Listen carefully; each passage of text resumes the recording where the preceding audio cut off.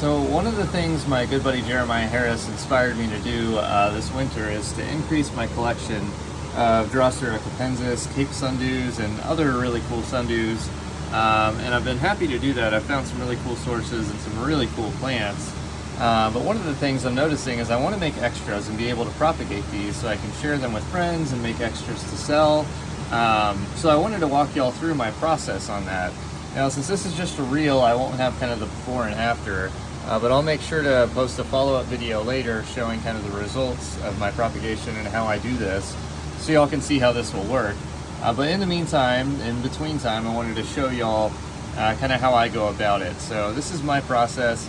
These are my Cape sundews. They look great, but I'll also do this with my threadleaf sundews, web leaf sundews, basically any sundew in the collection, to show y'all that this basically works on every kind of sundew that I grow, and it's a really great way to kind of ramp up your collection and create more plants. So the first step in my process is to get some good short pots like this, and I'll tell you why in a minute, and fill them with sphagnum moss. And if you have dead sphagnum moss, that's better, because live sphagnum moss can be very vigorous and outcompete the cuttings that you're going to make.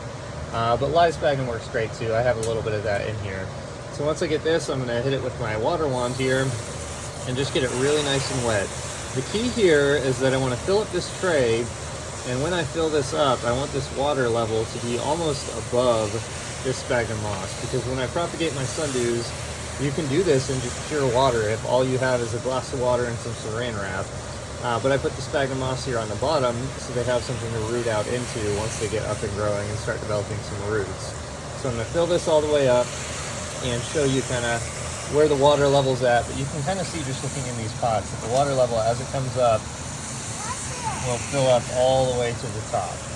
And I'll show you what I'm going to do next that really helps these get going. Okay, so the next part of this is actually pretty straightforward. People actually don't believe me when I tell them how easy this is. So I've got one of my sundews here. In this case, it's called Hercules. It's this really cool kind of stocky one that people don't know if it's a hybrid or a pure capensis.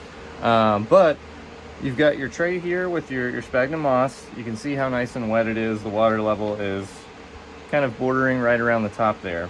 So all I have to do is cut some of these leaves and drop them into the sphagnum, put a humidity dome, and they're good to go. Couple things, you do want to try and do everything you can to cut down on anything that might grow mold or rot. So I'm going through and I'm going to try and pick out some of the debris and anything like that that may kind of fester and grow, because it's going to be a humid, warm environment. So I've never had huge problems with it, but you know, if you leave too much stuff in here, too much debris, it can get pretty gross pretty quick. So just keep an eye on it, try and keep it as clean as possible. But yeah, once you do that, you're going to try and find some leaves here to drop in here. Now another thing is try and find some fresh leaves. As you can see, if you look really closely, a lot of the older leaves here are covered in fruit flies and gnats, things like that. Things that will mold and go bad if they're left in a humid, warm environment for too long. So the fresher the leaves, the better. Kind of hurts to cut off those nice fresh leaves, but they'll grow plenty more just really, really quickly. So I'm going to go in and I'm just going to clip these.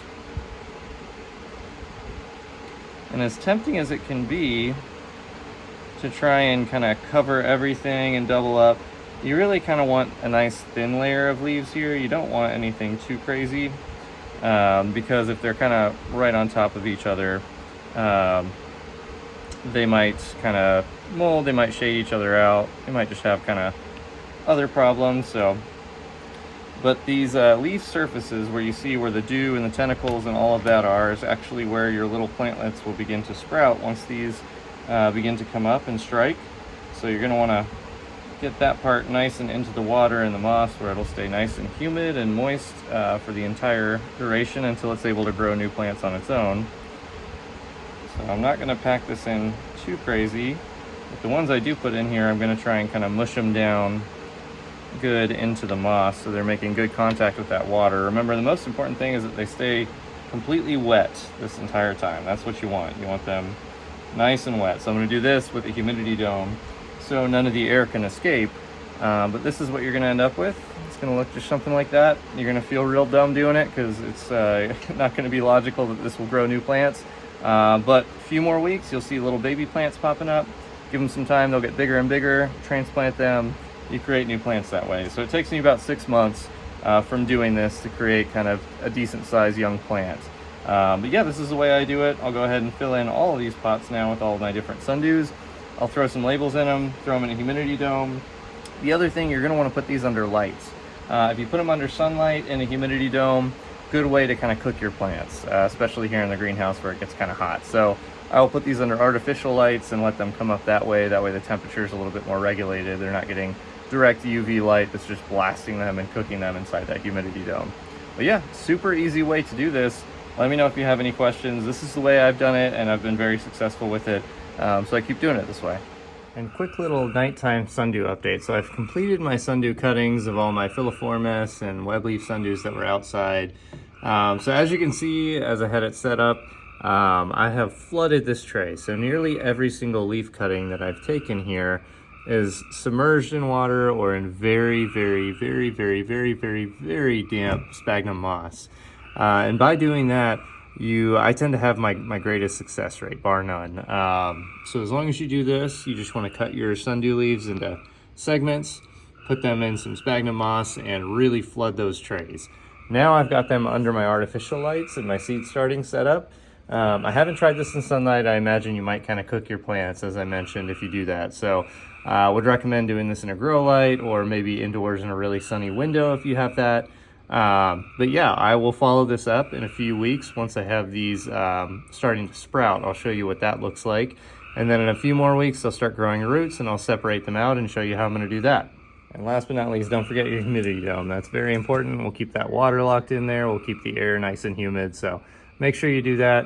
And you can kind of, as they grow out, you can start to ventilate it a little bit more, let it breathe a little bit more. But at the beginning, you want to keep them nice and humid and locked in there in a perfectly wet, humid environment. All right, so it's been about 2 weeks likely since I took the first video where I did these cuttings. As you can see, some of the faster growing ones are already striking. I already looked through here and I'm seeing pretty much strikes, which means successful cuttings on every single pot. Some of them are a little bit more successful than others, but you can definitely see that they are starting to grow. So here's some of the web leaf. You see a lot of little babies in there. Let's see, what are some other ones? So this is intermedia. This one has the most developed ones. I guess they struck the fastest.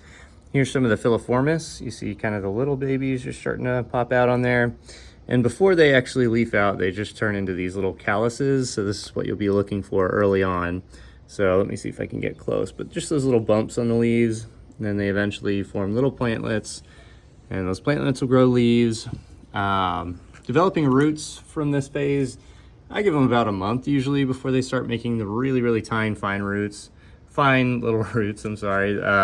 And that's why I like having them in the sphagnum here. It allows them something soft and wet to root down into. And then when I'm ready, I'll go ahead and transplant them.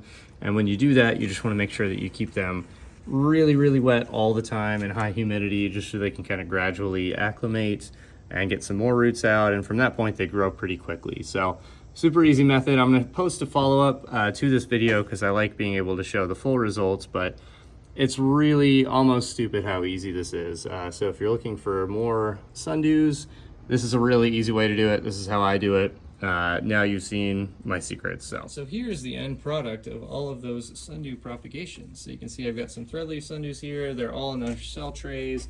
At this size, they're probably about ready to be planted out into individual pots, which I'll try to do here soon. Got some Cape sundews looking really good, starting to come on strong. Some web leaf sundews over here. And you can see they're just going crazy. They have the big root system, so they grow really big, really fast. And you can see they look really good under here. So I'm gonna pot them up and these will be ready for next year. Thank you for watching. Hopefully this was helpful. Again, this is the easiest way on earth to propagate plants. So if you have some and you want to make more, this is just such an easy way to do it. So definitely hope you learned something and give it a shot at home and let me know how yours are going.